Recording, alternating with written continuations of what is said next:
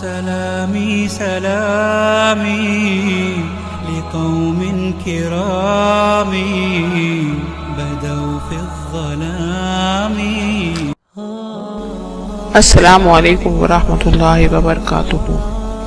لیکن ابوبکر صدیق رضی اللہ عنہ نے اس مشورے کو بڑی سختی کے ساتھ یہ کہتے ہوئے رد کر دیا، اللہ کی قسم جو گروہ اللہ کے رسول صلی اللہ علیہ وسلم باندھ گئے تھے میں اس کو کبھی نہیں کھولوں گا، خواہ حالات جس قدر بھی برے ہوں.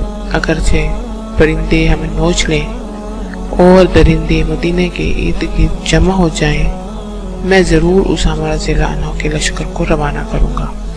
آخر کار لشکر کو روانہ کیا گیا. سیدنا ابوبکر صدیق رضی اللہ عنہ خود پیدل ساتھ چل پڑے. اسامہ رضی اللہ عنہ گھوڑے پر سوار تھے. ابوبکر صدیق رضی اللہ عنہ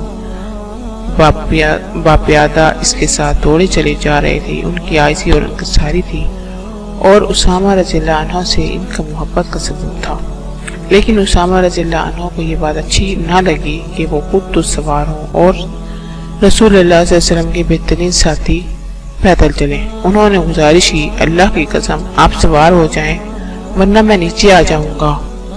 آپ سوار نہیں ہوں گے تو میں بھی سوار نہیں ہوں گا. سیدنا ابوبکر صدیق رضی اللہ عنہ بار بار فرماتے رہے، اللہ کی قسم آپ نہ اتریں، میں چاہتا ہوں آپ میرے پاؤں بھی اللہ کی راہ میں کچھ دیر کے لیے غبارہ آلود ہو جائیں.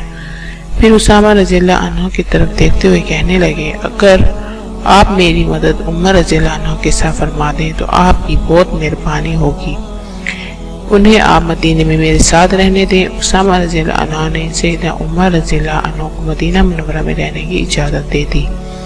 یہ سب اس دین کی بدولت تھا. امیر المومنین پیدل چل رہے تھے اور خادم اپنی سواری پر تھا. یہ بات یقیناً اس کے ذہن میں تھی. یہ چیزیں عزت کو کم نہیں کرتی بلکہ عزت کو بڑھاتی ہیں. اللہ کے رسول صلی اللہ علیہ وآلہ وسلم کے نائب اور مسلمانوں کے حاکم اسامہ رضی اللہ عنہ سے سیدنا عمر رضی اللہ عنہ کو مدینے میں چھوڑنے اور رکنے کی اجازت طلب کر رہے ہیں، جو اللہ کے رسول صلی اللہ علیہ وآلہ وسلم کے غلام کے بیٹے تھے. سیدنا ابوبکر صدیق رضی اللہ عنہ اگر چاہتے تو حاکم کی حیثیت سے انہیں حکم دے سکتے تھے، لیکن یہ کم سی نوجوان سیاہ رنگ غلام کا بیٹا اب لشکر کا امیر ہے. کسی کو جرأت نہیں جو ان کے حکم کی نافرمانی کر سکے.